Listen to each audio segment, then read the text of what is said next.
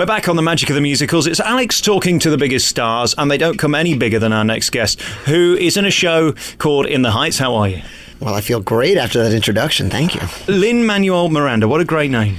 Thank you. My parents are very creative. I don't know what to tell you.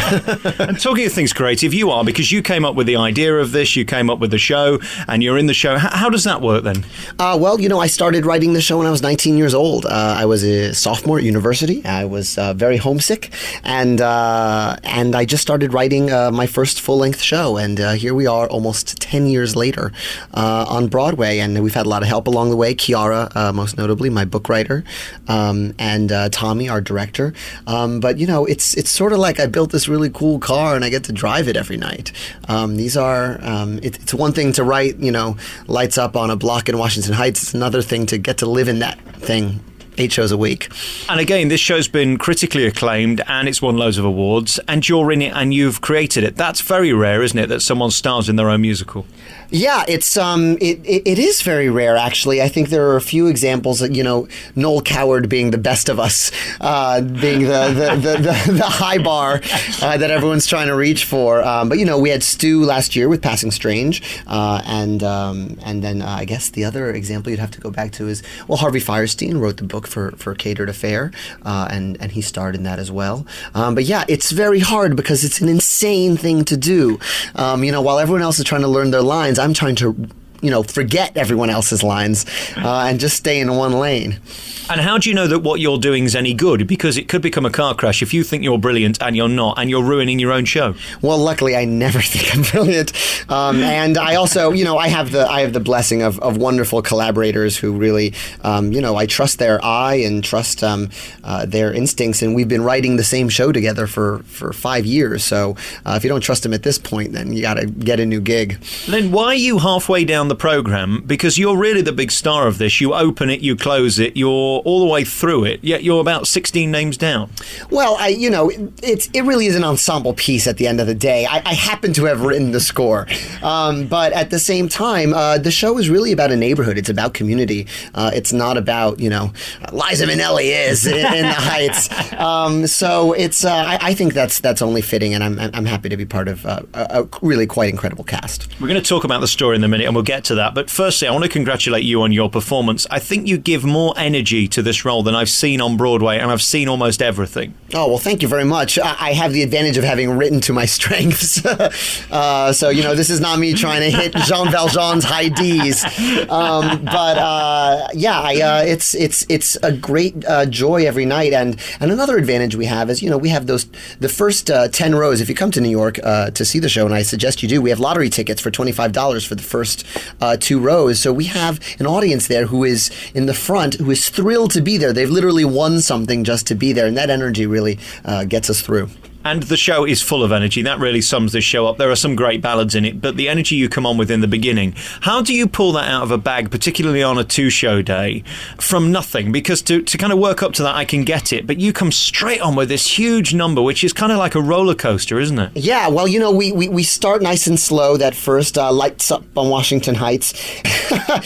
All I can tell you is I eat a lot of protein. I'm on the Michael Phelps 10,000 calorie diet. And you just, I've never thought about food so much in my life as I have this past year doing this show. You just have to eat right and wake up, and there's no substitute for 8 hours of sleep. So I live like a hermit, but I do get through the 2-show days. And physically, how fit do you have to be? Because you're running all over the stage as well as singing, and that might seem simple to people just, from the outside, but actually it's all about here, isn't it? And if you're out of breath, you ain't going to get through the end of the song. Absolutely. And I have more lyrics per capita than I think any other performer on Broadway due to all the hip hop music in the show.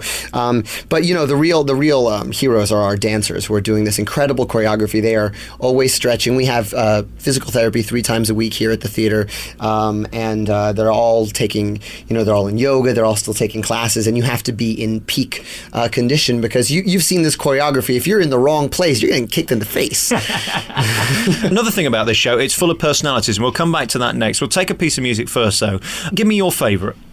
Oh my gosh, there are so many. One of the ones I spent the longest on, I can tell you, is Paciencia y Fe, which the grandmother sings.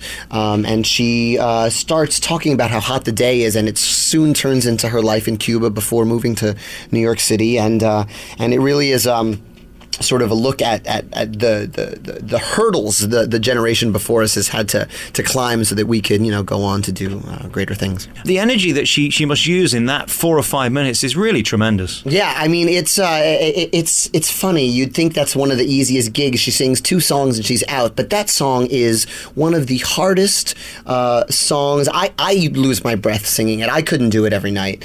She really has an incredible stamina, and it's very difficult because it's luckily Olga is a young woman who's got a wig on, because we couldn't find someone that age who could sing through that song. It's a roller coaster.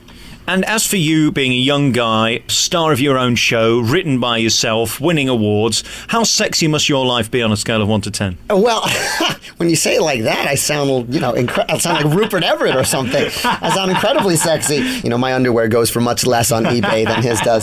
I think it's actually, never mind. But really, the life of an actor on Broadway is really, it's one of, it's like being a priest or a hermit. I mean, to get through the show and really do 8 shows a week, you go to sleep as soon as you get home, you eat right. I'm a Boy Scout because you have to be. And do you take any time off? Because this show is centered around you. Who does your fill-in as well as you do? I actually have 3 wonderful understudies, one of whom is the dance captain, Javier Munoz, Sean Taylor Corbett, and Michael Balderrama. And they do a heroic job. I've gotten to see the show exactly once since we opened. I heard it was pretty good. And so I did the full disguise. I shaved my goatee, I had the hat and glasses, and waited in line with everyone else, and I got the full experience. And it really is tremendous. And I hope it will live a long time beyond me playing the role. And it is a story of community. It's a story of heart. It's a story that's relevant today about economy and people struggling and giving up everything. And it's a very heartfelt story. Yeah, well, it's funny. I think we got knocks from some of the critics actually saying, well, where are the drugs, where are the crimes? These are all just economic troubles. But I think, now that we have about 3 banks left here in the United States, I think those troubles that working families and middle-class families face every day in New York City, I think it's unfortunately a lot more relatable than it was even 6 months ago. You kind of open the show and you close the first half with just the biggest belting numbers that never stop. The reaction is quite incredible. And I did look around the audience at their mouths kind of drawn at how you got through it. Yeah, it really is a joy. And when you do the same show 8 times a week, you have to pull from somewhere, and often we pull from the audience. And sometimes the energy, I don't want to give away the ending, but when that reveal happens in the ending and you see the looks on some of the faces, that astonishment can be the energy that gets you through the show. At least it is for me. I have the luxury of being the narrator, so I can look at them all the time. I check in with them. I see who's asleep in the second row. I see who's chewing gum. I've called people out for trying to tape the show.